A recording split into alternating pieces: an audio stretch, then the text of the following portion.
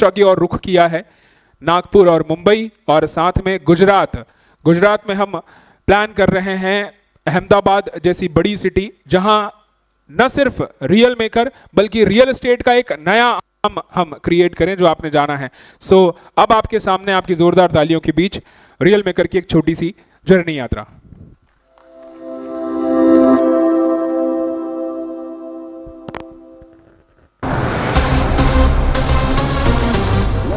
Message, eh?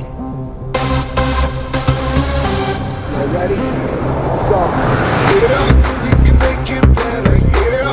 When we come together, yeah. All you got is me, and yeah, all I got is you.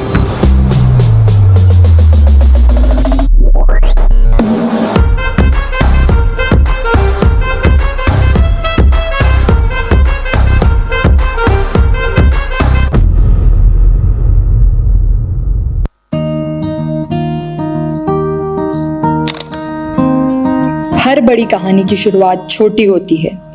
2020 जब दुनिया रुक रही थी, तब एक सपना शुरू हुआ। एक ऐसा सपना जो सिर्फ प्रॉपर्टी बेचने का नहीं, लोगों की जिंदगी बदलने का था। कांधे पे सूरज टिका के चला तू। ना ही बड़ा ऑफिस, ना बड़ी टीम, बस मेहनत, भरोसा और विजन। मिस्टर विनय यादव ने रियल मेकर को एक कंपनी नहीं, एक परिवार बनाया। चला तू, हाथों में भर के चला बिजलियां, तूफान भी सोचे जिद तेरी कैसी, ऐसा जुनू है किसी में का, बहता चला तू उड़ता। हर साल सिर्फ नंबर्स नहीं बढ़े, विश्वास बढ़ा, एक नाम बना, एक नई पहचान बनी। चला बिजलियां।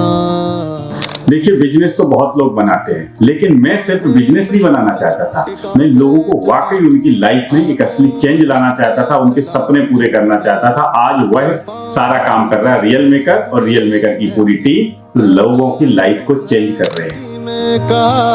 बहता चला तू उड़ता चला तू, जैसे उड़े बेधड़क आंधिया।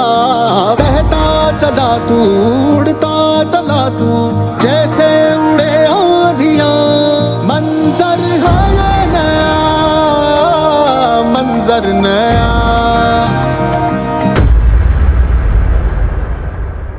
ये कामयाबी किसी एक व्यक्ति की नहीं है, ये कहानी है हर उस व्यक्ति की जिसने रियल मेकर में अपनी भूमिका निभाई। हम साथ चले तो 2020 में शुरू हुई एक सोच आज बन चुकी है एक पहचान। तो जीतेंगे हम साथ। रियल मेकर की सफलता की सीढ़ी का ये पहला कदम है। हाथ में हाथ चले तो जीतेंगे, जीतेंगे सारे दावे सारे वादे, जीतेंगे जीतेंगे दिल के ये मजबूत इरादे, जीतेंगे जीतेंगे हर मंजर को, हर मुश्किल को जीतेंगे, जीतेंगे सबकी नजर। ये सिर्फ शुरुआत है, अभी हमें बहुत आगे जाना है। हमें तलाश है ऐसे लोगों की जिनके सपने बड़े हैं, जिनका अपना विजन है। जीतेंगे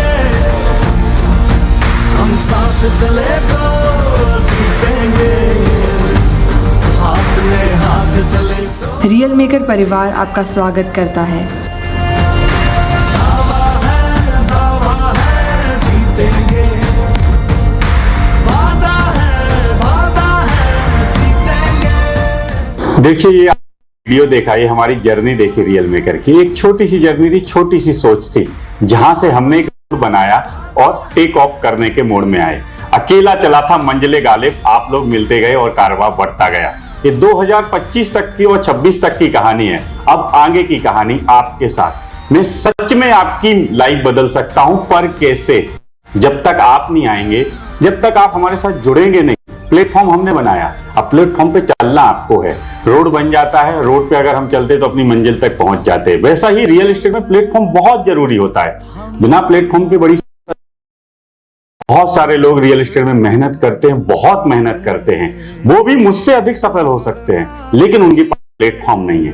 वही प्लेटफॉर्म देने का काम रियल मेकर कर रहा है। मेरा सपना था, मैं पूरा कर चुका हूं, अब आपका सपना बाकी है, उसके लिए अगर आप सच में आगे बढ़ना चाहते हैं तो जुड़िए रियल मेकर से और अपने सपने को एक नई उड़ान दीजिए। ये मेरी कंपनी, आपकी कंपनी है, और आप आगे बढ़ना चाहते हैं तो सोचिए मत, आज ही जुड़िए। स्थान में जाना आने वाले उस आईपीओ के भागीदार भी आप बन सकते हैं। चलिए, पूरे हिंदुस्तान की कहानी अब आपके साथ मिलके लिखेंगे। मैं सच में आपकी लाइफ बदल सकता हूं, पर कैसे? जब तक आप आएंगे नहीं, मैं आपकी लाइफ नहीं बदल सकता हूं। स्वागत है रियल मेकर में और एक नई उड़ान में। 2030 में एक नया इतिहास लिखेगा रियल मेकर और उसके भागीदार होंगे आप। बहुत बहुत धन्यवाद आप सबका।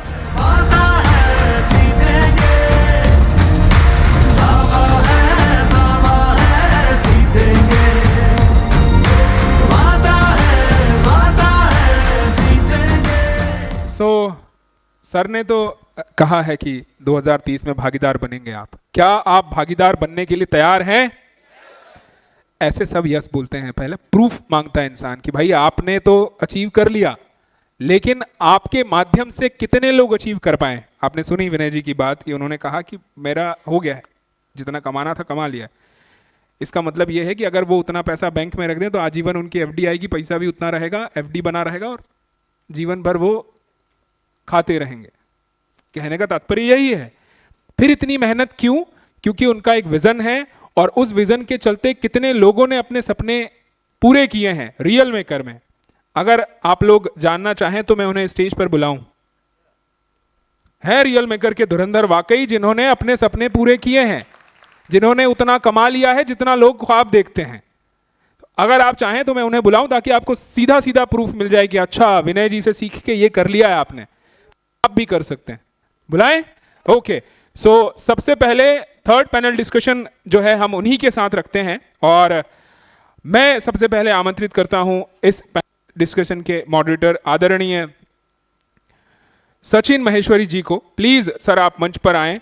आपने एमए इंग्लिश से किया हुआ है, एलएलबी ऑनर्स की डिग्री आपने हासिल की है और आज आप विगत कई वर्षों से माननीय उच्च न्यायालय मध्य प्रदेश में एक अधिवक्ता के रूप में अपनी विधिक सेवाएं दे रहे हैं और साथ ही रियल एस्टेट में आपको पिछले 25 वर्षों का जो है वो अनुभव है और अपनी रणनीतिक अनुभूति से, रणनीतिक सूझबूझ से आप रियल एस्टेट सेक्टर को एक नई दिशा दे रहे हैं। मैं आपको सादर आमंत्रित करता हूं। आदरणीय सचिन महेश्वरी जी, प्लीज आप स्टेज पर आएं, प्लीज सर। और इसके बाद रियल मेकर टीम के जो हमारे धुरंधर हैं, पैनल के सदस्य हैं, मैं उन्हें आमंत्रित करना चाहूंगा। सबसे पहले मैं आमंत्रित करना चाहूंगा आदरणीय राजेश सूर्यवंशी जी को। प्लीज आप आइए। राजेश सूर्यवंशी जी जो कि उज्जैन ब्रांच हेड कर रहे हैं। इसके बाद मैं बुलाना चाहूंगा रियल मेकर इंदौर में धूम मचाकर जिन्होंने रखी हुई है, Naveen Gadge ji. Please come on the stage. उनका नाम हमेशा ऊपर दिखता रहता है, इस वीडियो में भी आपने उन्हें देखा होगा बड़ी सी शील्ड उठाते हुए। तीसरे क्रमांक पर सर प्लीज आप अपना स्थान ग्रहण करते जाएं। तीसरे नंबर पर मैं बुलाना चाहूंगा आशीष मालविया जी को जो कि रतलाम ब्रांच हेड कर रहे हैं, आशीष मालविया जी। और इसके बाद मैं बुलाना चाहूंगा जो अभी तक मेरे को होस्ट रहे हैं, उन्होंने इसी इवेंट में अपनी पदोन्नति कर ली है, वो सीधे पैनलिस्ट बन गए, Upendra Sharma ji. Please come on the stage. और इसके बाद रियल मेकर के साथ बहुत गहरे अनुभव साझा करने वाले आदरणीय शिव कुमार वासनीय जी जो कि देवास ब्रांच को हेड कर रहे हैं और उनके बहुत से अनुभव ऐसे हमें मिलते हैं जिससे हम गलतियां करने से बच जाते हैं। और इसके बाद मैं बुलाना चाहूँगा रियल मेकर के बैकएंड सपोर्ट, वो हाथ जो हमेशा पीछे से सपोर्ट देता है, आदरणीय Dinesh Yadav ji, chief operating officer of Real Maker private limited. और इसके बाद मैं बुलाना चाहूँगा जिनकी वजह से हम सभी यहाँ पर हैं, रियल मेकर के फाउंडर एंड सीईओ और आगे भी बहुत सारी चीज़ों के फाउंडर वो बनने वाले हैं क्योंकि आप सभी कहते हैं कि उनकी एज अभी बहुत कम है। आदरणीय Vinay Yadav ji, please come on the stage. जब एक 28 साल की उम्र में 3 चीज़ों को फाउंड कर चुके हैं तो आने वाले समय में आप सोचिए कि क्या क्या नया खोजने वाले हैं।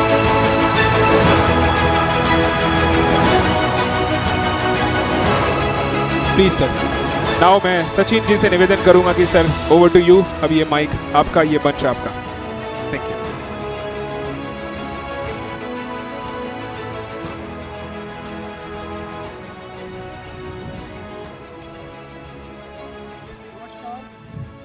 नमस्कार साथियों, एक बहुत ही खूबसूरत शाम आपने एक बहुत ही महत्वपूर्ण अंजाम तक पहुंच गई है, क्योंकि दुनिया तो सबूत मांगती है कि इतनी सारी बातें हुई, पर वो लोग कहाँ हैं जो इस इमारत के पिलर हैं? वो लोग कहाँ हैं जिन्होंने इस खूबसूरत महल को तैयार करने में अपना दिन रात पसीना लगाया है? आज वो हीरोज़ हमारे सामने बैठे हुए हैं, विनय जी के आधे उधर आधे इधर और बाकी विनय जी स्वयं। तो एक बार जोरदार तालियां हमारे सारे पैनलिस्ट के लिए पहले, जो अलग अलग जगहों पर अलग अलग मोर्चे संभाले हुए हैं। अगर एक शब्द में बोलूं तो ये सेनापति हैं, ये वो 7 रत्न हैं, विनय जी को मिला के 7 रत्न ही बोलूँगा, कि जो रियल मेकर के एक रियल एसेट्स हैं। तो अब हम पैनल डिस्कशन की ओर आगे बढ़ते हैं और जानते हैं कि आज रियल मेकर की रियलिटी से इन लोगों का क्या वास्ता है। कुछ सवाल इन लोगों से इनकी जर्नी के बारे में। तो जैसे अभी बात चल रही थी, ट्रेवल बढ़ाना थोड़ा भाई। तो जैसे अभी बात चल रही थी कि इंदौर के पास के जो उपनगर हैं, महू, देवास, रतलाम, खरगोन, उज्जैन, उनमें रियल एस्टेट का क्या भविष्य है? तो सबसे पहला सवाल एक ऐसे व्यक्ति से जो अभी रतलाम संभाल रहे हैं और जिन्होंने देवास को तैयार किया है, आशीष जी मालवी।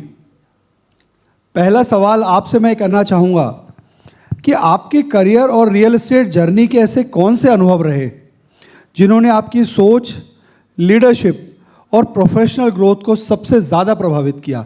ऐसे कौन से अनुभव रहे जिनसे आज जो आशीष मालवीय जी हैं वो बने? Thank you sir. पहले सभी का स्वागत करना चाहूँगा मैं। आप सभी का बहुत बहुत धन्यवाद जो आपने आज समय निकाल कर इस प्रोग्राम को अटेंड किया और अपनी बहुमूल्य समय आपने दिया है। तो मैं जैसे सर का सवाल था कि सोच कैसे आई, तो एक सोच मैं कहूँ कि एक रियल इस्टेट इंदौर के एक बिल्डर हैं जो एक मेरी शादी में आए थे, वहाँ से मेरे अंदर सोच आई थी। उन्होंने एक मैं बहुत बढ़िया नेटवर्क मार्केटिंग का बिजनेस करता था। उन्होंने मुझे एक लाइन बोली थी कि यार आप 30 रुपये की साबुन बेच के जब 1 करोड़ रुपए का टर्नओवर कर सकते हो, तो हमारा तो प्रोडक्ट ही करोड़ों का है, तो आप कितने का टर्नओवर कर सकते हो? तो वहाँ से मेरे दिमाग में आया कि नहीं यार, रियल इस्टेट का वाकई कोई बहुत बड़ा बिजनेस हो सकता है। और वहाँ से करते करते सोचते सोचते फाइनली मैं 11 दिसंबर, मुझे आज भी वो तारीख मैं कभी जीवन में नहीं भूल सकता, क्योंकि इसी तीसरी रो में मैं आनंद मोहन माथुर सभागृह में मैं एक रियल मेकर के प्रोग्राम में आया था। और वहाँ से मैंने जब कंपनी का सिस्टम देखा, कंपनी का काम करने का तरीका देखा, विनय सर की सोच देखी, तो मुझे लगा कि ये एक बेस्ट प्लेटफॉर्म है रियल इस्टेट में काम करने के लिए। और मैं आपको बताऊं, मैं लगभग 7-8 महीने से तलाश में था कि एक बहुत बढ़िया प्लेटफॉर्म मिल जाए। तो वहाँ से मेरी सोच आई और आज लगभग मुझे 1.5 साल हो गया है रियल मेकर में। 1 लाख स्क्वायर फीट के आसपास मेरा टोटल एरिया सेल हुआ है। टीम बनाई है हमने, काम शुरू किया इंदौर से, लगभग 5-6 महीने इंदौर आए। फिर सर का मौका मिला कि देवास में ब्रांच खुलना है, तो जून में देवास ब्रांच खुली और फिर मार्च में हमने रतलाम ब्रांच खोली। और आज लगभग हर जगह टीम काम कर रही है और हर जगह बहुत अच्छा काम निकल रहा है। बहुत ही बढ़िया आपकी जर्नी हमें लगी। और अगला जो एक मेरा सवाल है कि भविष्य में जो ब्रांच एक्सपेंशन को लेकर, टीम की ग्रोथ को लेकर और मार्केट के डेवलपमेंट को लेकर आपका क्या विजन है? आपकी मतलब उसमें एज अ सेनापति आपकी उसमें क्या रणनीति रहेगी कि आपकी टीम की इंडिविजुअल की भी ग्रोथ हो, फाइनेंशियल ग्रोथ भी हो और आप मार्केट में अपने आप को डेवलप भी कर पाएँ? सर, ब्रांच एक्सपांशन का ये है कि सबसे पहली मेरी कोशिश ये है कि जहाँ पर भी हम ब्रांच खोलें, क्योंकि रियल इस्टेट में सबसे पहला जो काम होता है वो होता है ट्रस्ट। तो जहाँ पर भी हम अपनी ब्रांच खोलें, सबसे पहले एक ऐसे ट्रस्टवर्दी इंसान को ढूंढें कि जो वहाँ पर लोकल में भी लोगों के अंदर ट्रस्ट डेवलप कर पाए और कंपनी को भी अपने ऊपर ट्रस्ट डेवलप कर पाए। तो सबसे पहले तो हम एक ऐसे व्यक्ति को ढूंढेंगे जहाँ पर हम उसके ऊपर हम ट्रस्ट कर पाए और उसके ऊपर लोग ट्रस्ट कर पाए, क्योंकि रियल इस्टेट में पहला चीज़ होता है ट्रस्ट। क्योंकि यदि आप किसी कस्टमर के अंदर ट्रस्ट डेवलप नहीं कर पाते हैं तो शायद आप वो सेल नहीं कर पाते हैं। तो पहली चीज़ मेरी है कि वहाँ पर हम एक ऐसे व्यक्ति को ढूंढेंगे। दूसरा मेरा फोकस रहता है हमेशा टीम के ऊपर, क्योंकि टीम का मेरा मानना है कि टुगेदर एवरीवन अचीव मोर। कि एक 11 लोगों की क्रिकेट की टीम होती है, कोई बैट्समैन होता है, कोई बॉलर होता है, कोई फील्डर होता है, कोई विकेट कीपर होता है, हर एक व्यक्ति अपना रोल बढ़िया निभाता है और टीम जीतती है। तो मेरा ये मानना है कि लीडरशिप यदि बढ़िया है तो लीडर अपना रोल निभाएगा, सेल्स पर्सन अपना रोल निभाएगा, मैनेजर अपना रोल निभाएगा और पूरी टीम जीतेगी। बहुत पूरी टीम बढ़िया। की इस जवाब के लिए एक बार जोरदार तालियां आशीष जी के लिए। मैं आगे के पैनलिस्ट से थोड़ा सा छोटा सा निवेदन करूंगा कि संक्षिप्त में हम लोग आगे चर्चा जारी करेंगे ताकि सभी लोग हमारे विचारों को सुन सकें। अगला सवाल है मेरा उज्जैन के हेड राजेश जी सूर्यवंशी की ओर। राजेश जी, आप उज्जैन संभाल रहे हैं, बाबा महाकाल का आशीर्वाद आपको मिला हुआ है। आश्चर्य की बात है कि आप एक सुरक्षित बैंकिंग के करियर को सबसे सुरक्षित माना जाता है क्योंकि बैंक सुरक्षित होती है, उस करियर को छोड़कर आप रियल एस्टेट इंडस्ट्री में आए। आपका ये निर्णय कितना चुनौतियों से भरा हुआ था, इसके पीछे आपकी क्या सोच थी, ये हम जानना चाहते हैं, ताकि हो सकता है कि ऐसे और लोग भी हों जो डर रहे हैं कि इस सुरक्षित जॉब को छोड़ के रियल एस्टेट की अनसर्टिनिटी में कैसे आएँ। प्लीज़ बताइए। सभी को नमस्कार। जैसे उस टाइम पे मैंने कम से कम 8 साल वहाँ पे जॉब करी है। 8 साल में मुझे अच्छी ग्रोथ भी मिली, सैलरी भी अच्छी थी, बट वो 8 साल में वो सपने पूरे नहीं कर पाया जो मैंने देखे थे। एक अच्छा घर, अच्छी गाड़ी, एक फैमिली की ज़रूरत है। तो मुझे बिजनेस में तो जाना ही था, चाहे मैंने ये सोच लिया था कि चाहे मुझे पान की गुमटी खोलनी पड़े पर मैं बिजनेस करूँ। बहुत बढ़िया। इंडस्ट्री सभी अच्छी रहती है पर कहीं ना कहीं मेरे सपने बड़े थे, मेरा विज़न बड़ा था, और जब बड़े विज़न और बड़े सपने देखे जाते हैं तो वो हमेशा अवसरों से मिलते हैं। एक सेकेंड, आपका अगला सवाल ऊपर नीचे हो गया है। जी जी। अब अगला सवाल आपके लिए है कि आपने यहाँ पर कार्य सेल्स मैनेजर के रूप में स्टार्ट किया। जी जी। और अभी आप बन गए हैं ब्रांच हेड। जी सर। तो इस सफ़र में कौन कौन सी टर्निंग पॉइंट्स रहे, कौन कौन सी ऐसी चीज़ें रहीं जिन्होंने आपकी सफलता की नींव रखी? सर, चुनौतियाँ तो बहुत आती है। कोई भी बड़ा काम की शुरुआत अगर जो होती है तो उसमें चुनौतियाँ बहुत ज़्यादा आती है। तो उसी टाइम पे बस एक सबसे अच्छी चीज़ ये होती है कि अच्छी सोच के साथ, और एक आप अगर जो किसी चीज़ के लिए आप काम कर रहे हैं तो उसके लिए आपका लक्ष्य होना बहुत ज़रूरी है, और किसी लक्ष्य के लिए आप काम कर रहे हो तो उस पर 100% फोकस होना ज़रूरी है। और इन्हीं चीज़ों को लेके अगर जो आप चलते हो तो आपके बीच में आने वाली चुनौतियाँ वो मायने नहीं रखती, मायने रखता है तो सिर्फ लक्ष्य। बिल्कुल सही बात है। एक बार ज़ोरदार तालियां आपके लिए। जी थैंक्स। अगला मेरा सवाल उस कोने तक थोड़ी आवाज़ जा रही है, अगर उपेंद्र जी के लिए है। उपेंद्र जी और मेरा संबंध, मेरा परिचय पिछले 30 साल का है। 2026 चल रहा है और 96 में हम लोग दोनों फार्मास्यूटिकल में बैग पकड़कर डॉक्टरों को अपने उत्पाद लिखने के लिए प्रेरित करते थे। तो फार्मा में आपका एक सक्सेसफुल करियर रहा है। उसके बाद में आपने वेलनेस इंडस्ट्री में काम किया है। मेरा आपका सवाल है कि आपका शुरुआती संघर्ष रहा जो, क्योंकि क्या है कि इंडस्ट्री पूरी तरह से चेंज हो गई। आप पहले 100 रुपये 200 रुपये के प्रोडक्ट के लिए बात करते थे, आप मिनिमम 50 लाख के प्रोडक्ट के लिए बात करते हैं। तो उस अनुभवों ने आपको भोपाल का ब्रांच हेड बनने के लिए कैसे तैयार किया? आपका जो प्रेरणादायक सफलता यात्रा है, आज आप एक सक्सेसफुल, मतलब आपके साथ में एक व्यक्ति हैं जो 90,000 स्क्वायर फीट अभी सेल कर चुके हैं, जो भोपाल टीम में जिनको आप लीड कर रहे हैं। तो इस तरह की सफलतापूर्वक यात्रा आप हमारे साथ शेयर करें। सभी को नमस्कार। और सचिन भाई, थैंक यू सो मच। वो दिन अभी भी याद है जब हम क्लिनिक पर मिलते थे, वेट करते थे। ये आपने बिल्कुल सही बोला कि जैसे हम जो रोज़ करते हैं उसकी हमें आदत हो जाती है। तो सबसे बड़ा जो चैलेंज है वो माइंड सेट चेंज करने का रहा शुरुआती दौर में, कि छोटे प्रोडक्ट से बड़े प्रोडक्ट में जाना। और बाकी जो सिमिलरिटीज़ थी वो तो वहाँ पर भी थी। जैसे हमें उस इंडस्ट्री में भी रिजेक्शन सहना होता था, यहाँ भी रिजेक्शन सहना है, तो उसमें कोई दिक्कत नहीं हुई।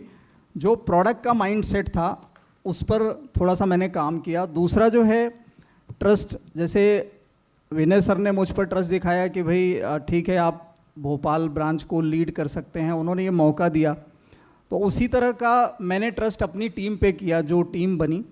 तो यही 2-3 चीज़ें हैं जिन्होंने यहाँ तक का सफ़र बनाया है और आगे अभी और करना है। लीडरशिप, टीम बिल्डिंग और टीम मैनेजमेंट, इन तीनों के क्षेत्र में आपकी सफलता के पीछे कौन सा मूल सिद्धांत रहा या कार्यशैली रही जिसमें आज आप इंडस्ट्री से अपने आप को अलग खड़ा हुआ पाते हो? मतलब हज़ारों की, लाखों की, हर दूसरा आदमी रियल एस्टेट ब्रोकर बना हुआ है, तो उसके अंदर आप अपने आप को कैसे अलग पाते हो?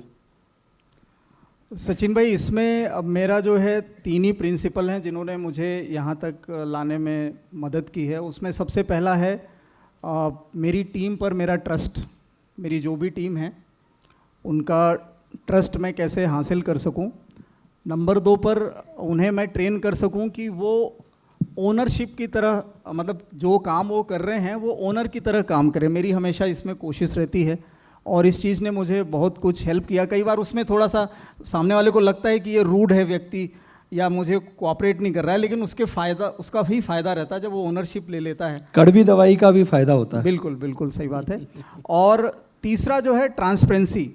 थोड़ा सा हो सकता है उसको बुरा लगे एक बार सुनने में, लेकिन जब उसको क्लैरिटी आ जाएगी कि ये उसके हित की बात है तो फिर बॉन्डिंग जो है वो एक फेविकॉल से भी ज़्यादा मजबूत जोड़ बन जाती है। बस बहुत बढ़िया। एक बार जोरदार तालियां उपेंद्र जी के लिए।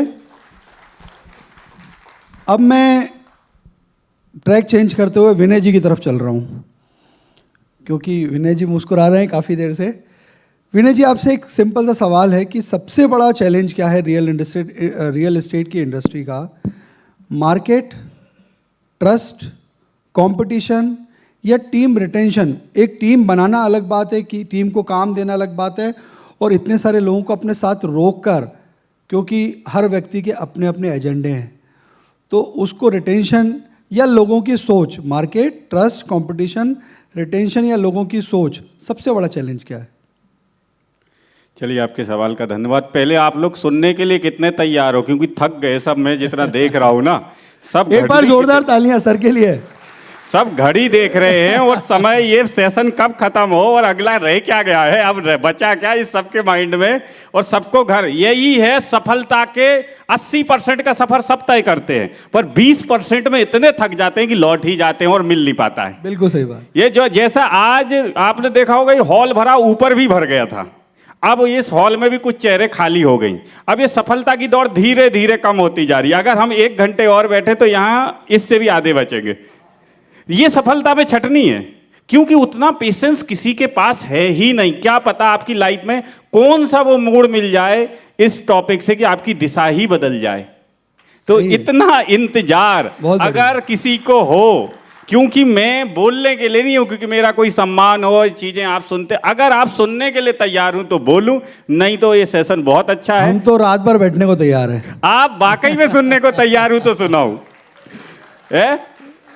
कि नहीं तो अगर बैठने के लिए तैयार हो, आधे रील देख रहे हैं, आधे फोन चला रहे हैं, तो मेरे को लग रहा है मैं सुना किसको रहा हूं। फोन अंदर रख लीजिए भैया, कौन कौन चला रहा है, सबकी रिकॉर्डिंग। एक्चुअल में थकता है इंसान, काफी समय भी हो गया, मैं इस बात को बिल्कुल मानता हूं, लेकिन सफलता की दौड़ भी यही है।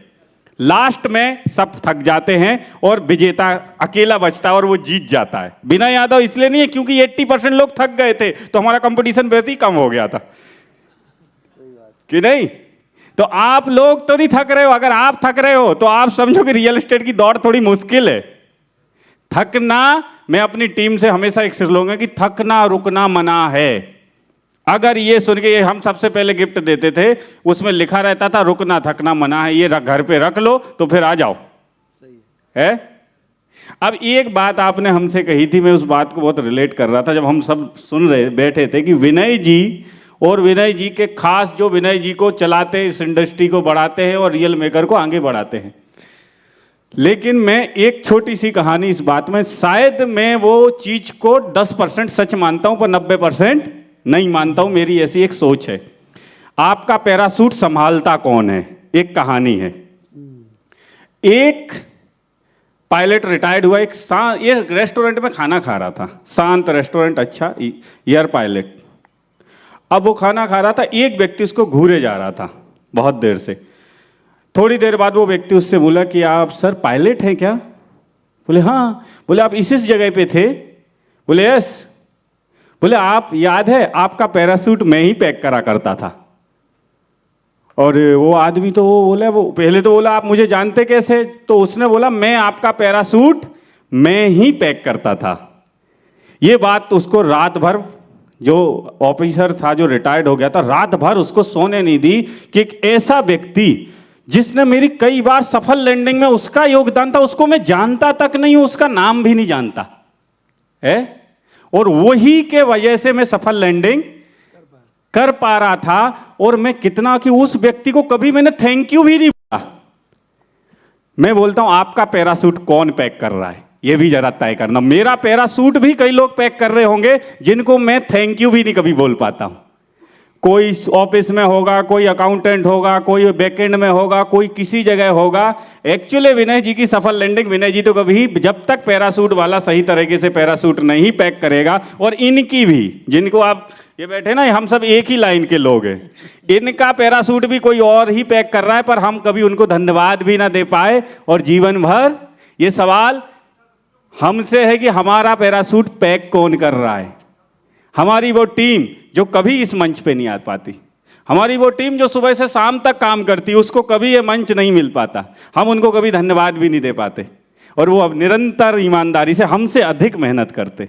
तो ऐसे लोगों को मैं बहुत बहुत, आपको कभी थैंक यू बोलने का मौका नहीं मिला, पर इस मंच से बहुत बहुत आपका आभारी हूं। और ये आभार शब्दों से नहीं बयां हो सकता है। मेरा पैरासूट ये बैठी हुई टीम पैक करती है, तब जाके मैं ऐसे मंचों पे बोल पाता हूं। आज मेरा फ्रेंड है विक्रम, ये हम साथ में ही थे, ये बोले यार इतना बड़ा इवेंट है, तुम्हारा फोन भी नहीं बज रहा। हम बहुत देर तक साथ में रहे, तो ये करता कौन है? मैंने कहा मेरी टीम। आजकल तुम्हारे फोन बंद क्या, बिजनेस बंद हो गया क्या? मैंने कहा मैनेजमेंट बढ़िया हो गया। बिजनेस बंद नहीं हुआ, बिजनेस बढ़ गया, लेकिन मैनेजमेंट बढ़िया हो गया। हमारे शर्मा जी पूरा मैनेजमेंट देख रहे हैं, हमारे अंकित जी, बहुत सारे आयुषी, बहुत सारे, अभी नाम लेंगे तो बहुत लोगों के नाम छूट जाएंगे।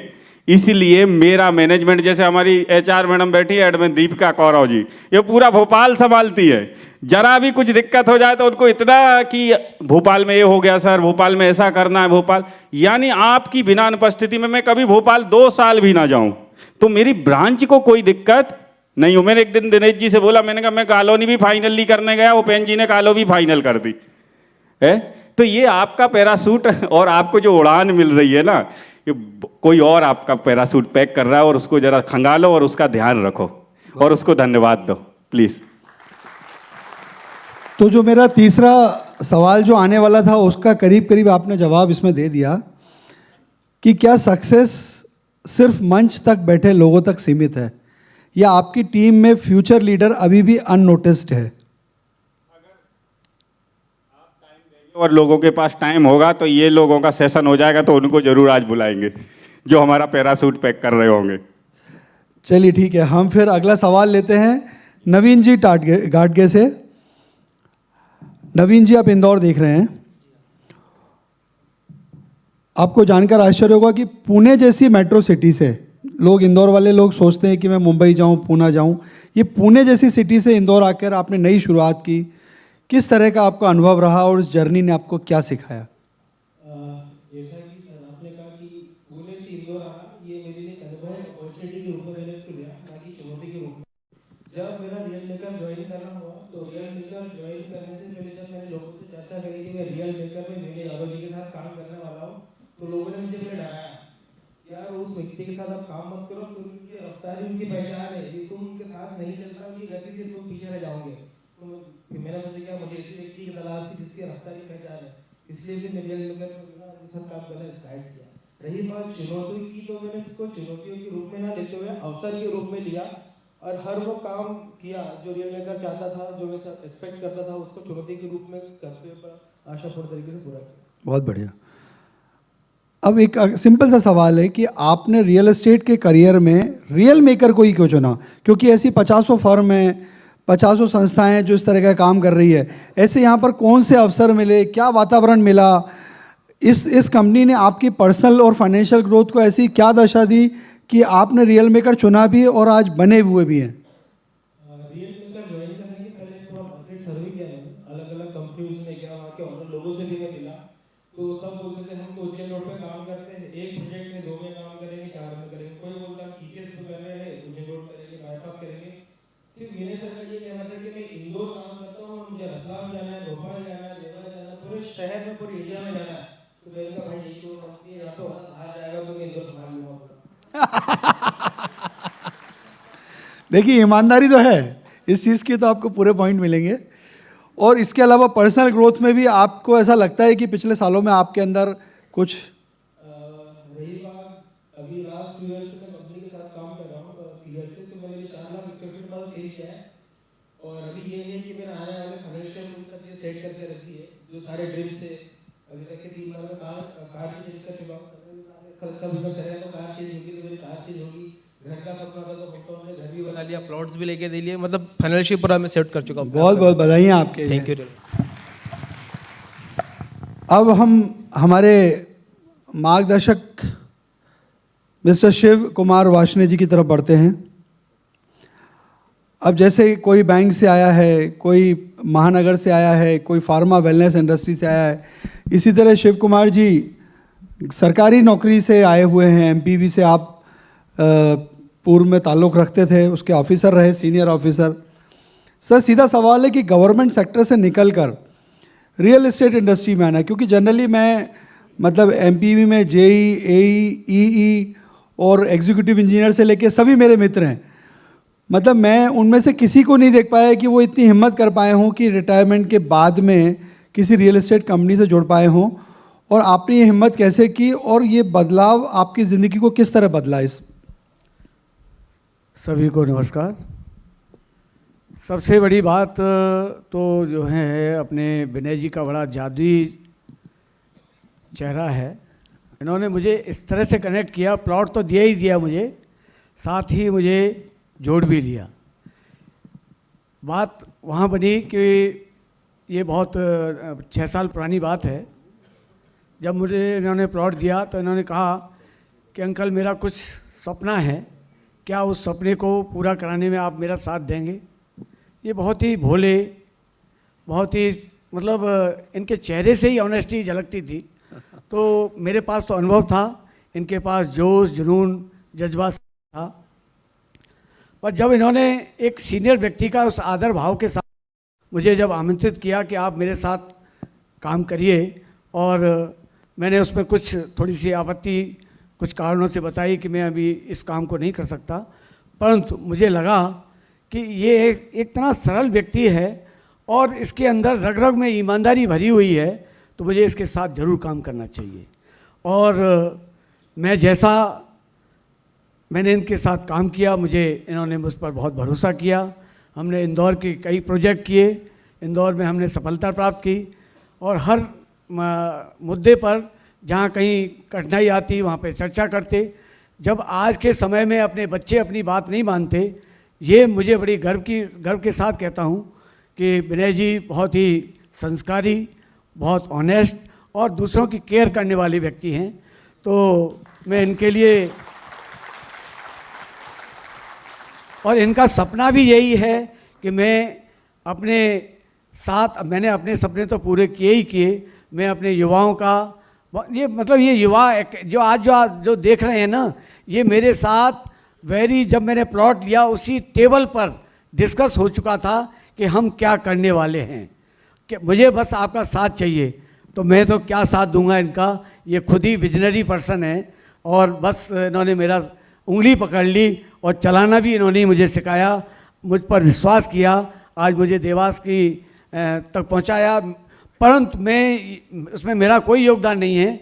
देवास की टीम इतनी शानदार है, चाहे हमारे प्रवीण प्रजापति हों, चाहे राजेश खटीक जी हों, नरेंद्र जी कुशवाहा हों, चाहे हमारे राजेश सेन जी हों, राजीव गुप्ता जी हों, ये सभी उसके हकदार हैं उस सफलता के, जो कि हमारे साथ कंधे से कंधा मिला करके काम कर रहे हैं और रियल मेकर के साथ में जुड़े हुए हैं और सबके सपने पूरे कराने में लगे हुए हैं। बहुत बहुत धन्यवाद, बहुत बहुत तालियां। सर सबसे पहले आप एक क्लाइंट थे, इन्वेस्टर थे, और आज आप एक ब्रांच हेड है।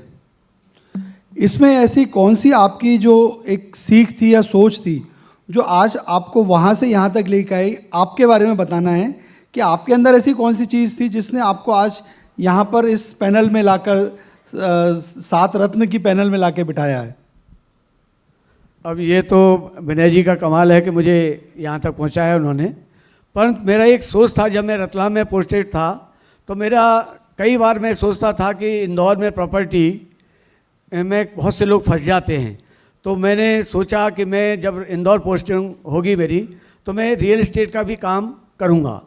परंतु मेरी इच्छा थी, परंतु मैं 2016 में रिटायर हो गया। परंतु मेरी जो ख्वाहिश थी अधूरी रह गई। मैं अपनी रिटायर्ड ज़िंदगी जी रहा था, अच्छे जी रहा था। 2016 में हमारे आदरणीय प्रिय अपने विनय जी मेरे घर पे आए। इन्होंने 2018 में बिल्कुल बहुत ही मासूम सा भोला सा चेहरा था। अब ये आए तो मैंने इनको आज भी है? अभी भी है पर नहीं है, अभी तो मैं ये मेरे गुरु बन चुके हैं। पहले मैं ये मुझको गुरु कहते थे, अब मैं इनको अपना गुरु मानता हूँ क्योंकि ये मुझसे बहुत आगे निकल चुके हैं। तो मुझे इसी में बहुत बड़ी खुशी है। तो जब 2018 में मेरे पास आए तो उन्होंने कहा कि मेरा एक सपना है कि मैं लोगों को आत्मनिर्भर बनाना चाहता हूँ। तो मैंने कहा ये तो सपना मेरा भी था कि मैं लोगों को प्रॉपर्टी अच्छी दिलाऊं। और देखो भगवान से जो अच्छे दिल से कोई चीज़ मांगोगे ना कभी ज़रूर पूरा करता है। तो मैं जो भी आया हूँ भगवान ने मुझे विनय जी से मिलाया और विनय जी के मैं लगातार इनके साथ 5 साल से काम कर रहा हूँ। मैं अमेरिका जब 3 महीने रहा बस उसी समय में इनसे अलग रहा। पर आज 5 साल में से 3 महीने घटा दीजिए, एक भी दिन में विनय जी से मिले बिना या ऑफिस आए बहुत बिना बड़ी बात है, बहुत नहीं रहता। बहुत बहुत धन्यवाद सर। ये विनय जी का ही कमाल है। और विनय जी से आप भी हमारी रियल मेकर कंपनी से जुड़िए, आपको बहुत आनंद आएगा और आपके सभी सपने पूरे होंगे। बहुत बहुत धन्यवाद सर। एक आपकी बात से बारी तो दिनेश जी की थी, लेकिन एक सवाल और निकल के आ गया जो विनय जी के लिए वापस से आ गया। कई बार ऑन द स्पॉट हो जाता है ना, छपते छपते। सवाल ये है कि जनरली जो रियल एस्टेट है वो सबसे शातिर, सबसे जुगाड़ू, सबसे मतलब मैं शब्दों का इस्तेमाल नहीं करना, उस तरह के लोगों का फील्ड माना गया है। मतलब ये लगातार जितनी बात ये कर रहे हैं, मासूम हैं आप हैं और हैं निश्चित तौर से, इसमें कोई शक नहीं है। तो मेरा सवाल है कि इंडस्ट्री की रिक्वायरमेंट कुछ और है। आप लोग मेरी बात से सहमत होंगे, है ना? देखिए सभी काफ़ी सारे चेहरे ऐसे ऐसे हिल रहे हैं कि इंडस्ट्री बोलती है कि आप, व्यापार क्या बोलता है कि अधिक से अधिक आवे और कम से कम जावे। पर आप कैसे इतना इस चीज़ को, इस आपकी पर्सनालिटी संत वाली है और काम अपन रियल एस्टेट का कर रहे हैं, तो ये शॉर्ट में आप समझाइए कि होता कैसे है? बहुत मेरे को लग रहा थोड़ा सा ज़्यादा हो रहा है। खैर मैं भगवान श्री कृष्ण को मानता हूँ, तो उनके थोड़े उनके ऊपर दंडवत करता रहता हूँ, वैसी चीज़ें करने का कोशिश करता हूँ। जैसी परिस्थिति वैसा बनना पड़ता है। ना मैं बहुत शांत हूँ, ना बहुत सरल हूँ और ना ही बहुत कठिन हूँ। परिस्थिति के हिसाब से ढलना पड़ता है। अगर आप लीडर हो तो आपको परिस्थिति संभालना आना चाहिए। अगर आप परिस्थिति नहीं संभाल पाएंगे तो आप लीडरशिप नहीं बन पाएंगे। दौड़ है, बहुत सारे लोग आते, बहुत सारे जो आप लोग मुझको ना जाने समझते हैं क्या, मैं तो कुछ भी नहीं। इज्जतें, शोहरतें, उल्फतें, इस दुनिया में कुछ रहता नहीं। आज मैं हूं जहां कल कोई और था। ये भी एक दौर है, वो भी एक दौर था। क्या बात है, क्या बात है। तो आप शायर भी हैं, ये भी पता चला। चलिए, ये मौसम का एक शेर था जो आपके मुंह से निकल गया। अभी दिनेश जी की बारी है।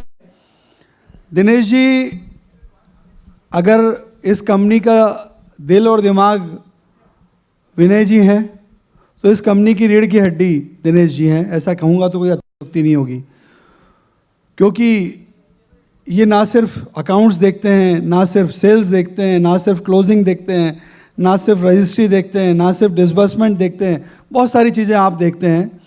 दिनेश जी, आप एक रियल्टर थे और आज एक कंपनी के COO हैं।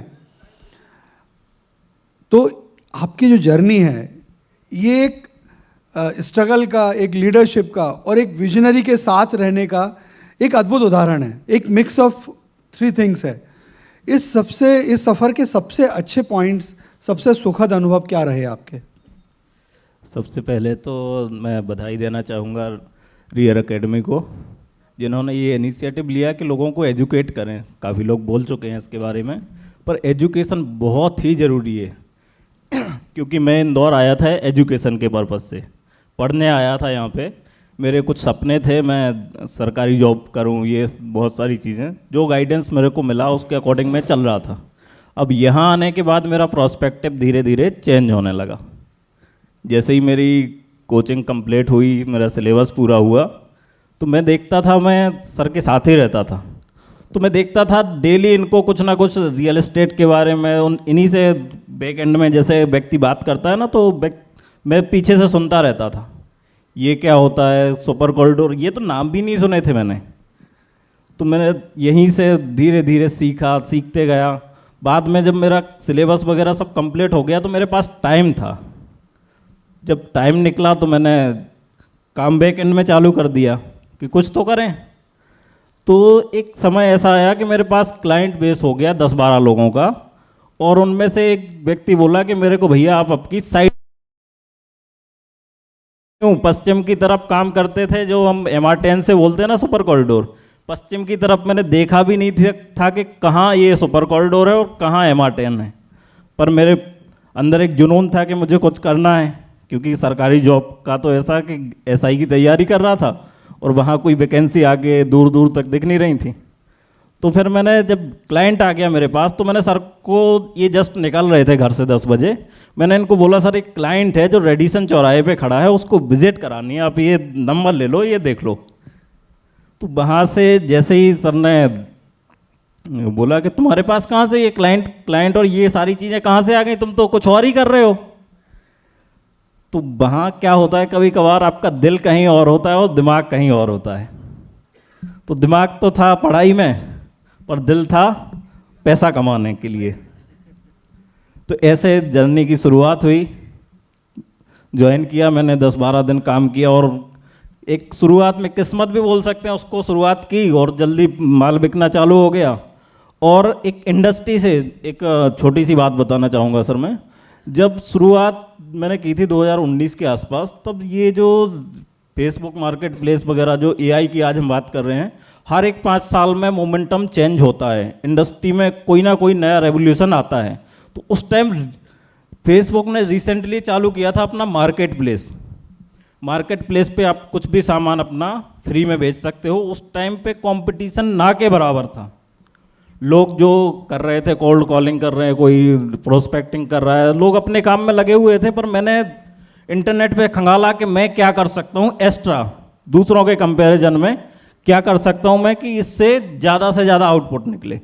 तो मैंने जब पहली बार फेसबुक मार्केट प्लेस को यूज किया, तो आप यकीन नहीं मानोगे, मैंने पहले ऐड से 200 से ज़्यादा इंक्वायरी प्राप्त की और उससे 5 प्लॉट बेचे। तो फिर उसके बाद कोई स्ट्रगल या कुछ ऐसी चीज़ आई नहीं। बढ़िया। एक सवाल है जिसका थोड़ा सा मैं शॉर्ट में जवाब चाहूँगा कि कंपनी की आने वाली इसमें जो स्ट्रेटेजी है, ग्रोथ है, उसमें आपकी क्या सोच है?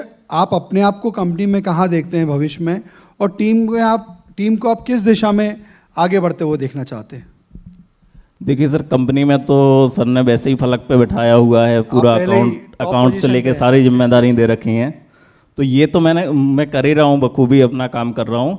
इसके अलावा जो कंपनी का विजन है 2030 का, कि हमको देश के सारे जो बड़े शहर हैं उनमें काम करना है, 10,000 करोड़ की कंपनी खड़ी करना है, तो उसमें मैं ज़रूर अपना जो 100% हो सकेगा पूरा देने को तैयार हूँ और विजन के साथ पूरा अलाइन होकर काम करना करूँगा।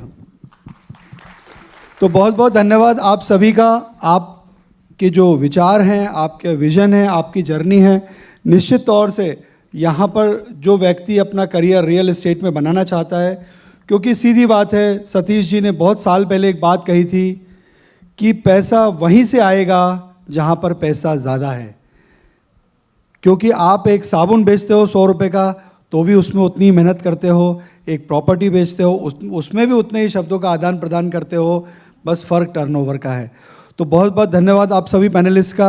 मैं रिक्वेस्ट करूंगा आप सभी पैनलिस्ट से कि एक फोटोग्राफ के लिए हम लोग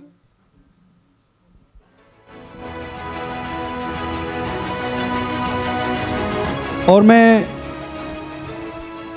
दिनेश जी यादव को एक मोमेंटो यहाँ पर देना चाहूँगा आप सभी के बिहाफ पर, टीम रियल मेकर की ओर से। इसके बाद एक हम ग्रुप फोटोग्राफ लेंगे।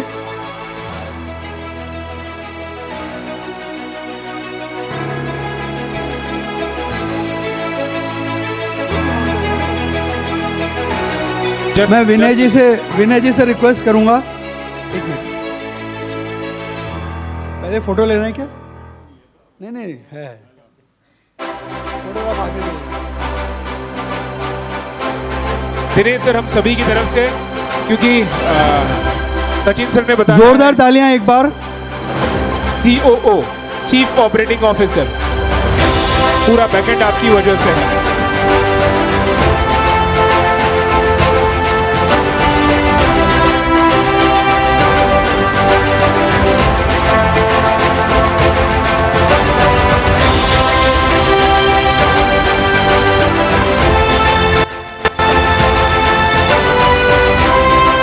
हेलो, मैं विनय जी से रिक्वेस्ट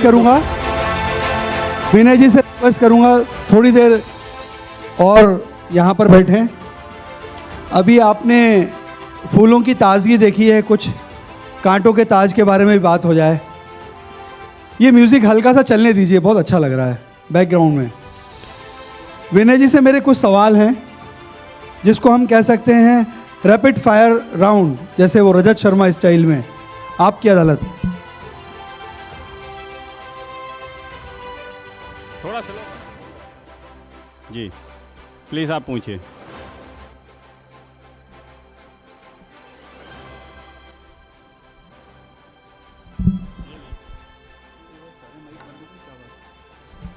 हेलो,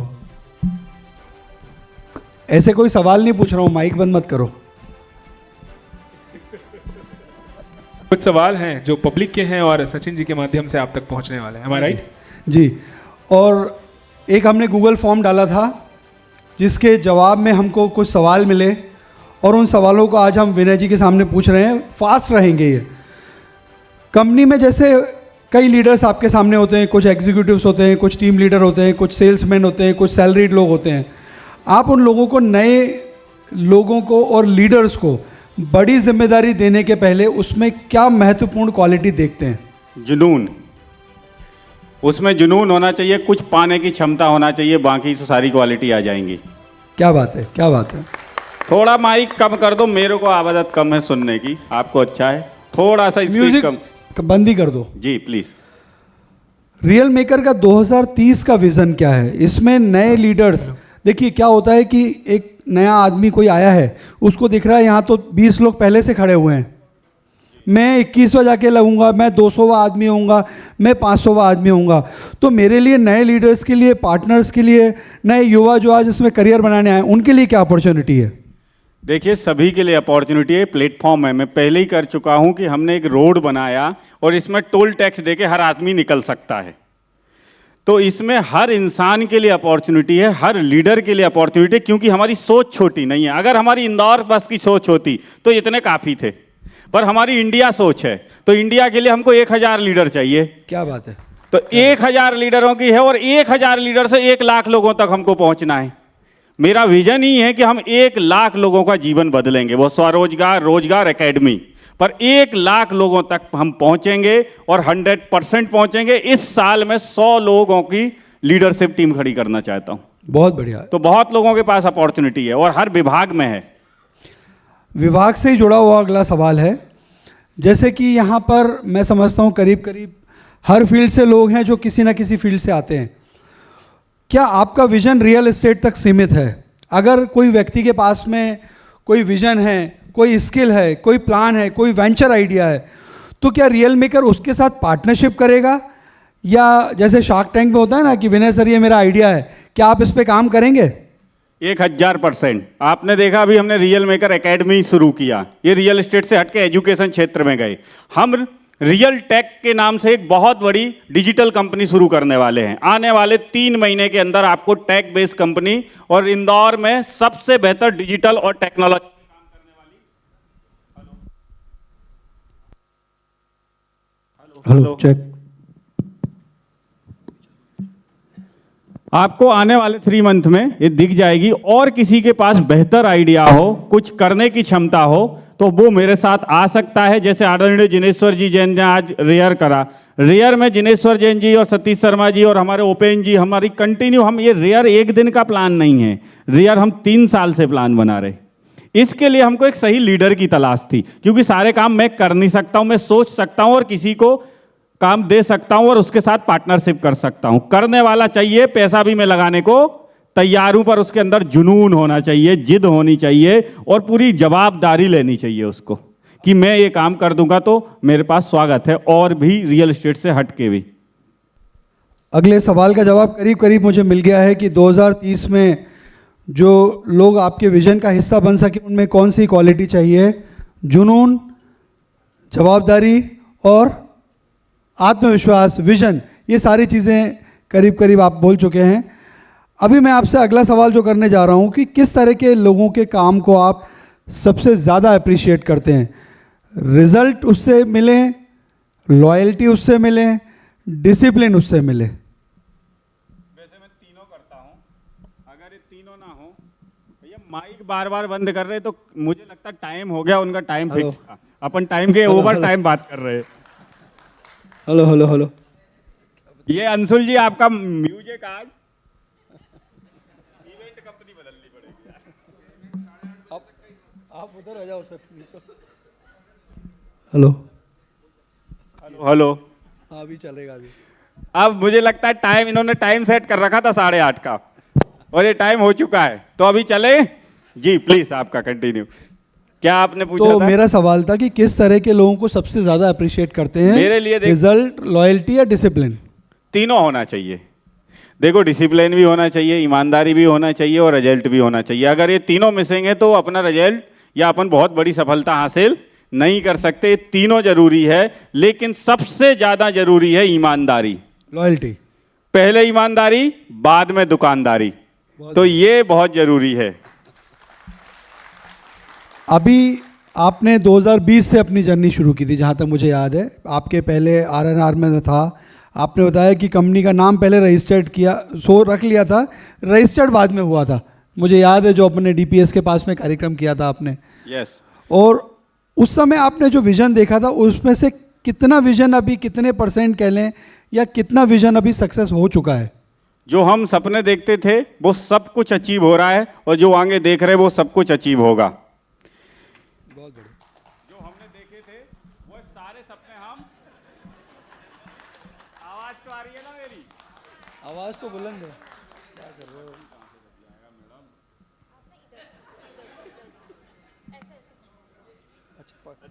अच्छा, पकड़ अपन गलत रहे हैं, वो अभी समझ में आया।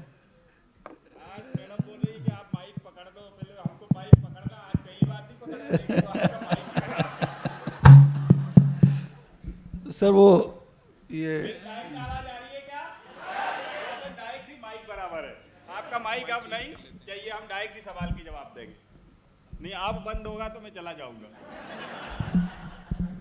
अब नहीं होगा, ये महेश्वरी जी का माइक। मेरा बंद होगा तो मैं तो रुकूंगा भाई। लो और भैया ये जी। तो उनमें से आपका ये कहना है कि आपके सारे सपने सच हुए हैं अभी तक? सब ये धीरे धीरे कपड़े करना शौक। चलो, बाद में आप थोड़े रिलैक्स तो हुए। माइक को भी बहुत बहुत धन्यवाद कि आपको इतना हंसने का मौका दिया। हर चीज अपॉर्चुनिटी है, अगर शायद हम ऐसी सीरियस बात करते रहते तो इतने हम हंसते कहाँ। तो माइक को भी बहुत बहुत धन्यवाद कि हमारी टीम इतनी जो हंसी आज। देखिए, जीवन में सफर ज्यादा इंपॉर्टेंट है, मंजिल का तो किसी को पता नहीं, तो सफर में जो जी लिया वही मस्ती है। यस, आपका और सवाल? हाँ, मेरा अगला सवाल ये है, मुझे एक बात याद है विनय सर की, कि जब ये स्टार्टिंग में रियल एस्टेट किसी कंपनी के लिए कैनोपी लगाते थे और बहुत बेसिक रूट लेवल पे काम करते थे, इन्होंने देखा कि कोई रियल एस्टेट में कोई नियम नहीं है, बस माल बेचो, मालिक के साथ में मीटिंग कराओ, अपना कमीशन लो और आप इधर और हम इधर। तो वो सक्सेस जर्नी आपकी वहाँ से शुरू हुई और अब कहाँ जाते हुए दिखाई देती है आपको सक्सेस जर्नी? पूरा भारत और पूरा वर्ल्ड, इसके अलावा कुछ नहीं। क्या बात। या तो जीत पूरी चाहिए या फिर हम एक ही बात सोच के आए थे घर से, या तो सब कुछ चाहिए या फिर कुछ भी नहीं। क्या बात है। तो अभी ईश्वर जब आगे बढ़ा दिया तो अब सब कुछ ही चाहिए। अब अगला सवाल ये है कि जैसे एक प्रोजेक्ट उठाते हैं हम, उसमें 2 करोड़ 5 करोड़ 10 करोड़ निवेश करते हैं, कभी डर लगता है? और क्योंकि आज मतलब जैसे मैं भी, मेरे 25 साल, मेरा भी बेटा 25 ईयर्स का है, तो मैं कभी कभी वो मॉल में खड़े होकर पूछता है कि ये 500-1000 रुपये की आइटम खरीदनी है क्या? तो मैं आपको देखता हूँ, आप भी 26-27 साल के हैं, तो कैसे उस डर को और उस अनसर्टेनिटी को हैंडल करते हैं आप? देखो, डर लगना कोई नेगेटिव वर्ड नहीं है, डर लगना ही चाहिए और हर इंसान को लगना चाहिए, लेकिन उससे फिर फैक्ट चेक कर लेना चाहिए। अगर डर नहीं लगेगा तो आप 100% असफल होगे, क्योंकि आप गलत डिसीजन लोगे, गलत डिसीजन दोगे। और इतने रियल एस्टेट जैसी चीज़ों में अगर आपने बिना डरे और निवेश कर दिया तो आपका पैसा, और मैं ऐसी चीज़ों में कई बार उलझ भी चुका हूँ और मेरे पैसे भी उलझ चुके हैं। तो डरना ऐसा नहीं कि उसकी वजह से डरना और डिसीजन लेना बंद कर दिया, उसकी वजह से चीज़ें चेक करना चालू कर दिया और थोड़ा बेहतर सोचना चालू कर दिया। और एक व्यक्ति मुझसे कल पूछ ही रहा था कि सर, आप असफल इतने ज़्यादा अभी इंडिया में ऑफिस खोलने की प्लान करते हैं, बड़े बड़े ज़मीनों की खरीदने की बात करते हैं, आपको असफलता का डर नहीं लगता? सेम आपका ही सवाल था। तो डर यार, मेरे को लगता है कि मेरी हर इंडिया में उम्र होती है 70 साल 80 साल एवरेज, 10 साल वो बीमार रहता है इंसान। 80 साल जिएगा तो एग्जैक्ट सही जिएगा वो 70 साल, 5-10 साल उसकी शुगर बीपी दुनिया भर की बीमारी कहीं ना कहीं घेर लेती आदमी को। एवरेज में मानता हूँ कि वो 80 साल जीता है, जिसमें से अच्छे समय बिताता है वो 70 साल। 70 साल में अगर मैं अमर होता और मुझे कभी नहीं मरना होता तो मैं इस सारे पैसे को एक जगह सेव रखता और केवल इसका ब्याज, बैंक से एफडी का ब्याज लेता और कुछ ना करता कि ये पैसा आ गया है, अब मेरे को अमर रहना है, अब ये पैसा खर्च नहीं होना चाहिए है, क्योंकि ये मैं कभी जीवन भर, अब तो जरूरी है क्योंकि जीना ही जीना है, जाना तो है ही नहीं। लेकिन मुझे मालूम है कि एक समय बाद जाना भी है और हर इंसान को जाना है, तो उससे पहले कुछ बड़ा करके जाना है। ये बात सच है कि एक दिन सबको मरना है, लेकिन मुझे उससे पहले कुछ बड़ा करना है। बहुत बढ़िया। एक सवाल है कि रियल मेकर क्या सिर्फ प्रॉपर्टी बेचने का प्लेटफॉर्म है, या यहाँ पर कोई इकोसिस्टम हम लोग डेवलप करेंगे जिससे सपनों को हम एक लीडरशिप क्वालिटी के साथ में कुछ पर्सनल ग्रोथ भी देंगे, व्यक्ति के अंदर भी? देखिए, हम 100% लीडर को पर्सनल ग्रोथ ही दे रहे हैं और पर्सनल ग्रोथ देंगे। जैसे कि हमने प्लान किया कि हम 10,000 करोड़ की कंपनी बनाएंगे, तो 10,000 करोड़ की कंपनी केवल बातों से नहीं बनेगी, ये प्रैक्टिकल प्लानिंग से बनती है और मंच से ज़्यादा धरातल पे काम करना पड़ता है। तो इसके लिए हमने एक बाउंड हम तैयार कर रहे हैं, हमारी कंटिन्यू सीए से चर्चा चल रही है, जिसमें आने वाले समय में हमारे लोगों के टोकनाइज करेंगे हम। जैसे आपने अभी, आप रियल एस्टेट में केवल ब्रोकरेज मिलके आपकी छुट्टी हो जाती है, आपको ब्रोकरेज दी आप, लेकिन हमारे साथ जो काम करेगा उसको साथ में टोकन भी मिलेगा।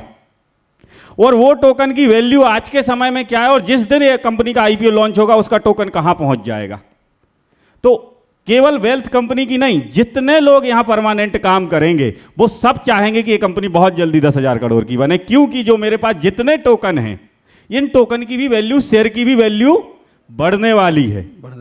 तो ये हम बहुत जल्दी अप्लाई कर रहे हैं। ये प्रैक्टिकल सीए से बात कर रहे हैं कि इसको किस तरह काम कर सकते हैं हम। ये इसको मीटिंग करने से पहले भी हम 2-3 मीटिंगें कर चुके हैं। मतलब डायरी बना रहे हैं आप? यस। अभी हमको प्राइवेट लिमिटेड से लिमिटेड में जाना है, तो इसमें शेयर बढ़ाने पड़ेंगे, टैग बेस देना पड़ेगा, फाइनेंस वाले को देना पड़ेगा, टीम को, ये सब जगह बांटने होते हैं, बाउंड देने पड़ेंगे। ये हम सारी मीटिंगें कर रहे हैं। और हमारे साथ जो वैकेंट में काम कर रहा है, जो एचआर डिपार्टमेंट में काम कर रहा है, जो एडमिन में काम कर रहा है, ये केवल तनख्वाह पाने वाला व्यक्ति ना बने, ये केवल कमीशन पाने वाला व्यक्ति ना, ये एसेट भी हमारी कंपनी की रखे और आने वाले समय में इसके वो पैसे, इसको वो अमीर बनाएगा। ये मेरा सोच है और इस पर हम काम करने का प्रयास कर रहे हैं। जिस दिन काम हो गया जल्दी ये लॉन्च करेंगे हम।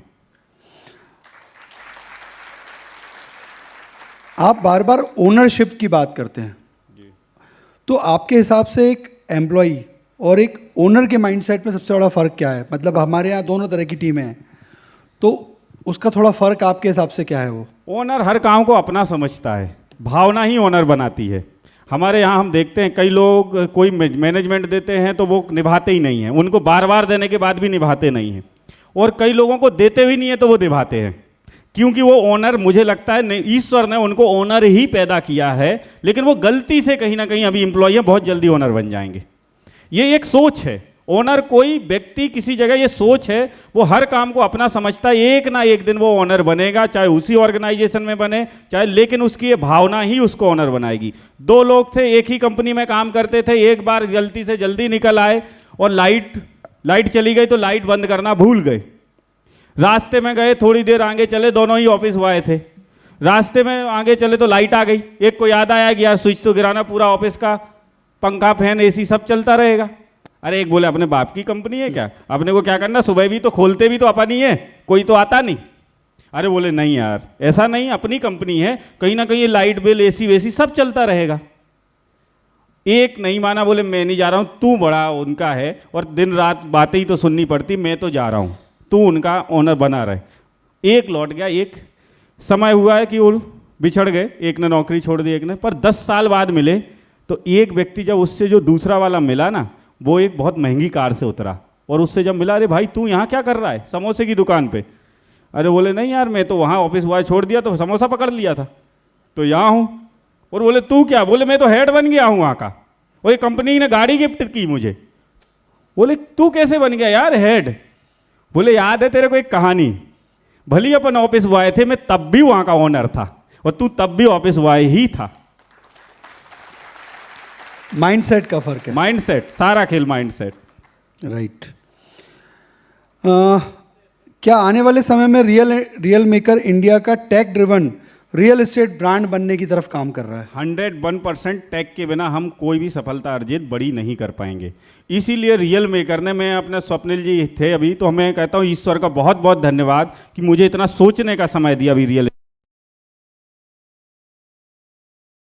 जिसमें हमारे पोर्टल बनना चालू हो गए, सीआरएम से बेहतर सीआरएम हम ला रहे हैं, रियल टेक की शुरुआत करने जा रहे हैं, क्योंकि टेक पे जो शिफ्ट नहीं होगा वो खत्म होगा। तो टेक इतना जरूरी है, रियल एस्टेट जितना प्रैक्टिकल जरूरी है इतना टेक भी जरूरी है, क्योंकि जैसा कन्हैया जी बता के गए आपको कि एआई खुद काम नहीं करता, उसको कराना पड़ता है, तो मालिक तो आप ही हो, बस इसको सीखना है और इससे आप बहुत बड़ा बिजनेस बना सकते। रियल मेकर टेक बेस ही रहेगा।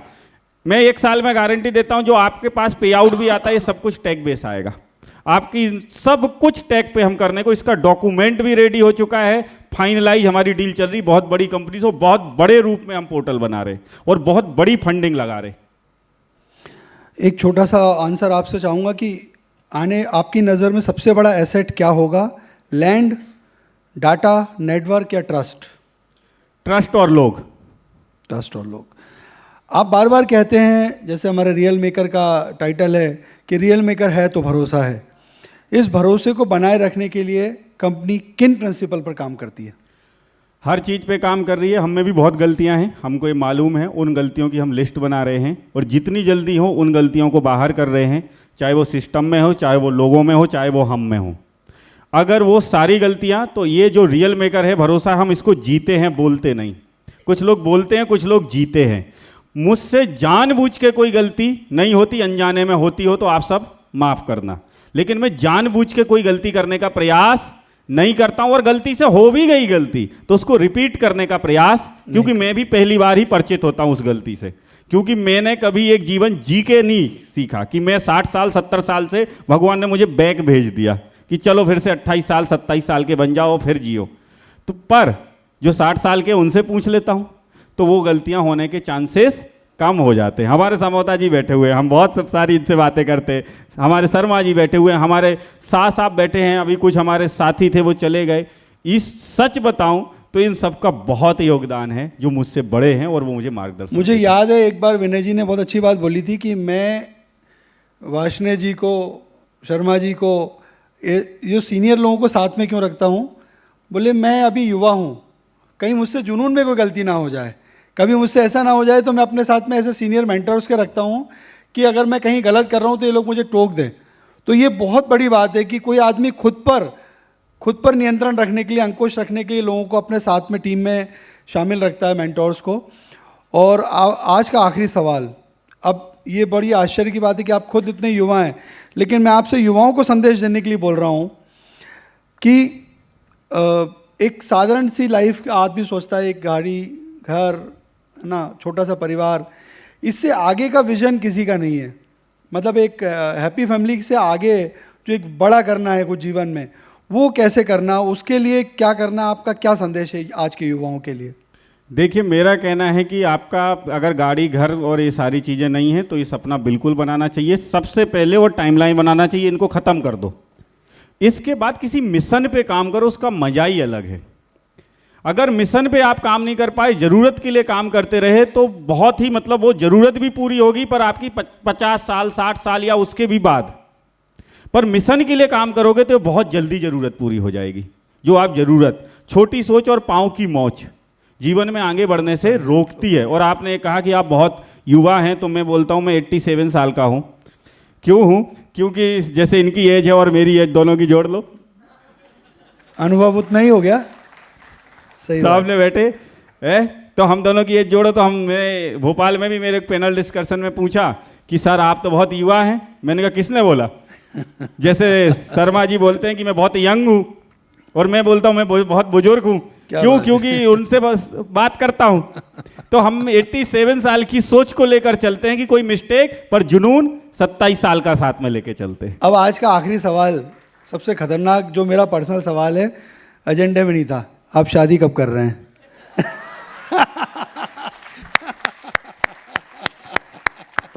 रियल मेकर का आईपीओ जितनी जल्दी ले आओगे उतनी जल्दी हैं, अपनी ग्रोथ तय कर सकते हैं और अपने लक्ष्य हासिल कर सकते हैं। Thank you so much.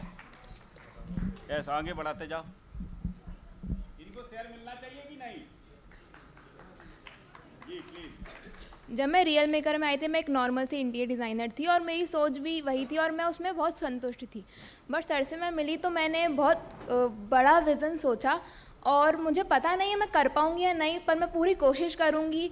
Sir हमेशा हमें ट्रस्ट दिलाते हैं कि आपने कुछ सोचा है तो आप ज़रूर कर ही लेंगे। जी, जब मैं रियल मेकर में आया था तब मैं यहाँ कुछ नहीं जानता था क्या इसकी प्रोसेस है, लेकिन मैंने सारी प्रोसेस समझी अकाउंट की। अब मैं बहुत अच्छे तरीके से काम कर रहा हूँ और आगे भी करता रहूँगा। जी धन्यवाद।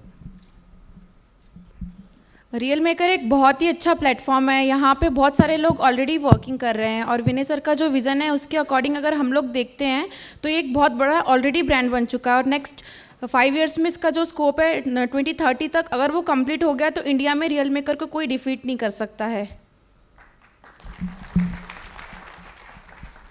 सीताराम जी। रियल मेकर है तो भरोसा है, मैं इसी में जीता हूँ। मैं नहीं बोल पाऊंगी सर।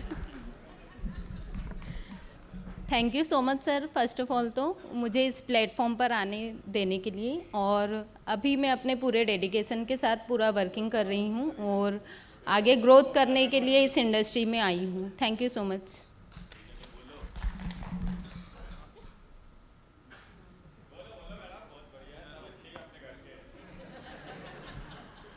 मैं रियल मेकर में आके कस्टमर हेल्पलाइन संभालती हूँ। किसी को कुछ भी लगे तो आप मेरे से इंक्वायरी कर सकते हैं। बाकी रियल मेकर में काम करके सभी को फेमिलियर माहौल मिलेगा। काम तो सभी करते हैं पर फैमिली जैसी अगर देखेंगे तो रियल मेकर के अलावा कोई कंपनी आपको देखने को इंदौर में नहीं मिलेगी। थैंक यू सो मच मुझे ये अपॉर्चुनिटीज़ दी। एंड मेरा शुरू से पर्पस था कि या तो मैं गवर्नमेंट सेक्टर में जाऊँ या फिर प्राइवेट सेक्टर में कुछ ऐसी पोस्ट अचीव करूँ जो मेरे लिए बहुत ज़्यादा ज़रूरी थी। देन मुझे रियल मेकर ने ये अपॉर्चुनिटीज़ दी, उसके लिए thank you so much sir. मैं अपना 100% दूंगी इस कंपनी को आगे भी।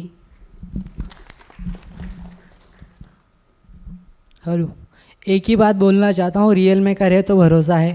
Thank you.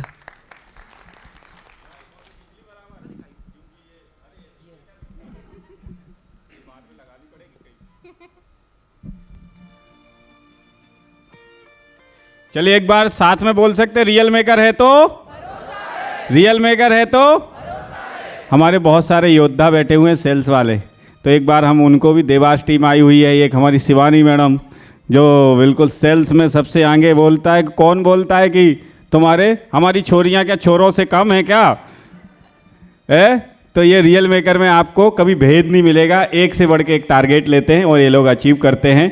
और मैं वाकई शुक्रगुजार हूँ कि इतना अच्छा परिवार मिला, और वाकई शुक्रगुजार हूँ कि एक नया परिवार मिलने जा रहा है।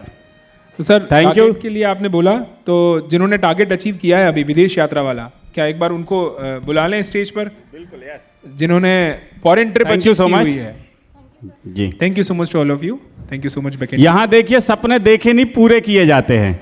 तो हमने सबसे पहले यात्रा की थी गोवा की, और अब हम यात्रा कर रहे हैं विदेश की, यानी हम उड़ रहे हैं।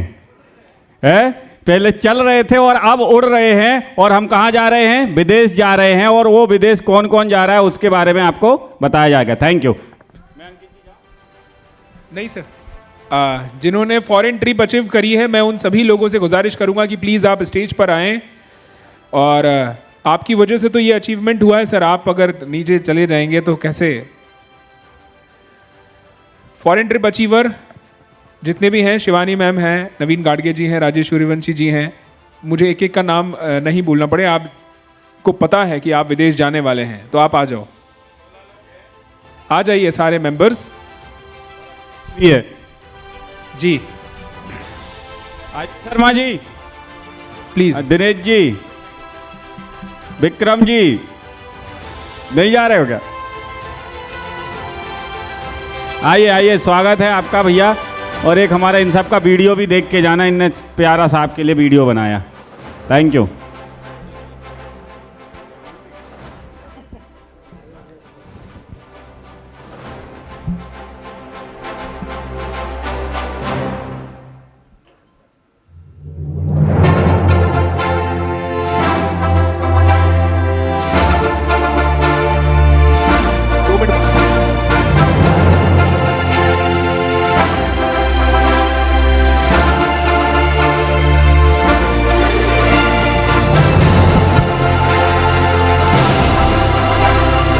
हेलो, ये सब लोग 17 तारीख को बाकू अजरबैजान जा रहे हैं, और 23 तारीख को वापस मिलेंगे। 5 दिन ये लोग काम नहीं कर पाएंगे, इनका नाम जरा देख लो।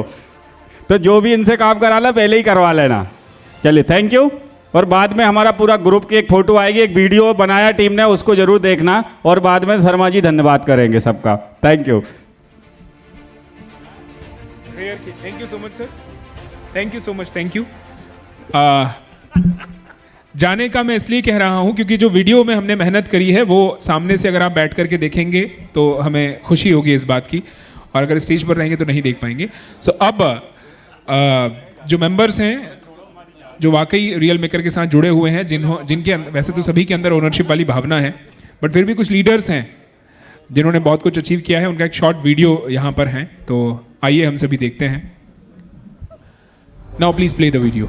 नमस्ते, मेरा नाम शिवानी वर्मा है। मेरा नाम रोहित वाड़े है। संध्या प्रजापति एबीपी की पोस्ट पर हूँ यहाँ पर। रियल मेकर ने मुझे एक जरिया दिया जहाँ पर मैं अपने गोल्स जो अचीव करना चाहता था वो मैंने अचीव किए हैं। इस 1 साल की जर्नी ने मुझे सिखाया कि मेहनत, सही गाइडेंस और मजबूत प्लेटफॉर्म के साथ अगर की जाए तो सपने सच में साकार होते हैं। मैं एक छोटे से गाँव से आया हूँ, खंडवा से, और रियल मेकर में आके आज मेरे साथ में काफ़ी बड़ी टीम है। रियल मेकर का जो ब्रांड है उसके ट्रस्ट के बेसिस पे काफ़ी लोग जुड़े हैं मेरे साथ में।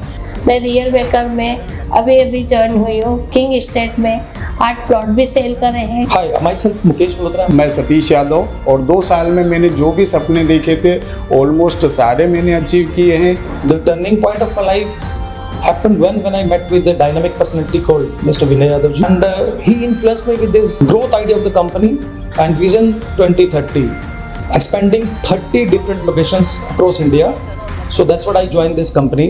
कंपनी में जो जितने भी ट्रिप्स होते हैं वो भी मैं क्वालिफाई कर चुकी हूँ, घूम कर आई हूँ, और अब नेक्स्ट मेरा जो ट्रिप है बाकू वो भी मैं जाने वाली हूँ। मैं राकेश प्रजापति हूँ, और रियल मेकर में मैंने 2 माह में 8 प्लॉट सेल्स किए हैं। मेरा नाम ध्रुव गावड़े है, मैं एक मैकेनिकल इंजीनियर हूँ। यहाँ पर सेल्स डायरेक्टर के पद पे पहुँच चुका हूँ। इस महीने पहले ही मैंने एक गार्ड भी अचीव किया है। और मेरी आज 80 प्लस लोगों की टीम यहाँ पे जनरेट हो चुकी है। मैं पंडित आशीष शर्मा तिलकधारी और as a senior sales manager वर्तमान में मेरे पास में आनंद हिलव्यू का दायित्व है। नवीन कुमार गाड़गे, जो मेरा अच्छा अनुभव रहा है सेल्स के बारे में या पैसा अर्निंग करने के बारे में, नॉलेज के बारे में, वो रियल मेकर में आने के बाद ही हुआ है। Rajesh Suryavanshi, Ujjain branch head. मैंने एक सेल्स एग्जीक्यूटिव की पोस्ट से ज्वाइन करा था। आज मैं उज्जैन में ब्रांच हेड हूँ। 3 सालों में 5 प्रोजेक्ट किए सफलतापूर्वक। आगे वाले समय में मैं रियल मेकर के साथ में 2030 तक आने वाले नए शहरों में जाना चाह रहा हूँ। तो मैं भी अपनी ग्रोथ उतनी ही बड़ी देखता हूँ और नॉलेज अपग्रेडेशन दिनों दिन हमें मिलता रहता है। I am Deepika Kaurav from Real Maker Bhopal branch. जब मैं सिर्फ एक डिपार्टमेंट लीड किया करती थी, बट आज 2026 में मैं एक भोपाल में ब्रांच लीड कर रही हूँ। तो नेक्स्ट मंथ मैं अपनी फर्स्ट फॉरेन ट्रिप पर जाने वाली हूँ, जो कि सिर्फ और सिर्फ रियल मेकर के कारण ही पॉसिबल हो पा रहा है। मेरा नाम आयुषी तंवर है। हम अपने सपने पूरा करना चाहते हैं, तो हमें किसी एक विजन मिशन वाली कंपनी के साथ जुड़ना चाहिए, जिसके खुद के अपनी विजन मिशन है। राजीव गुप्ता एक ऐसा प्लेटफॉर्म जहाँ ग्रोथ, लीडरशिप और अपॉर्चुनिटीज की कोई लिमिट नहीं। मैं रियल मेकर के साथ इसलिए जुड़ा क्योंकि यहाँ पर प्रॉपर्टी केवल डील नहीं होती है, बल्कि लोगों के सपने को भी रियलिटी बनाया जाता है।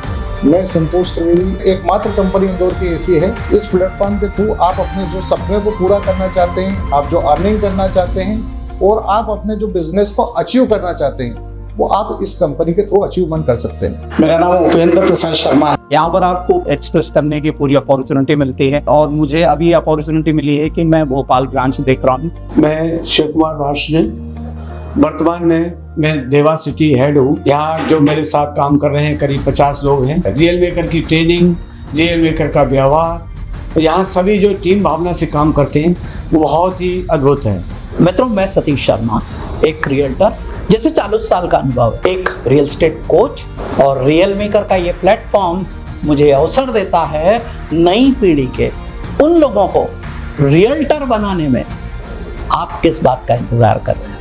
चलिए जुड़ते हैं और कुछ नया करते हैं रियल मेकर परिवार के साथ। मैं Dinesh Yadav, real maker COO। देखिए, हमने यहाँ पे रियल मेकर में जिस दिन से भी स्टार्टिंग से काम शुरू किया है, हमारा मेनली फोकस एक ही रहा है, हमारी team.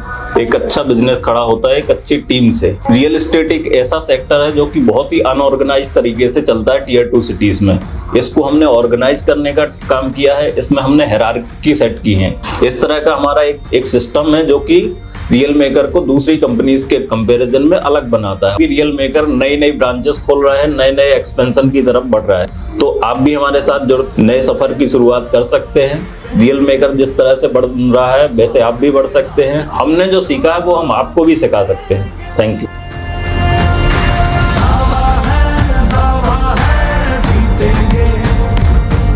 Thank you so much to all of you. और अब मैं साथ चले तो जीतेंगे, और ये साथ चले वाला रास्ता निभाने के लिए आदरणीय सतीश शर्मा सर से निवेदन करूंगा कि सर प्लीज़ आप आइए और थैंक यू नोट के साथ इस कार्यक्रम को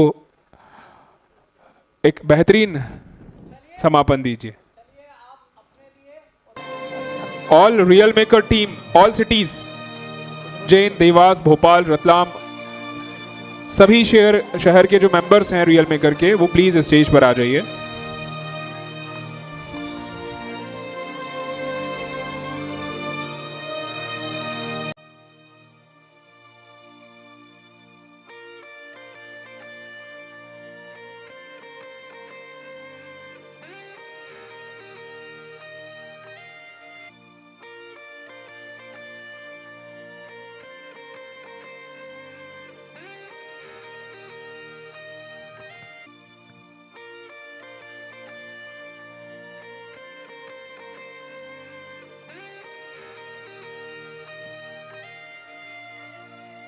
हम साथ चले तो जीतेंगे, हाथ में हाथ चले तो जीतेंगे। हम साथ चले तो जीतेंगे, हाथ में हाथ चले तो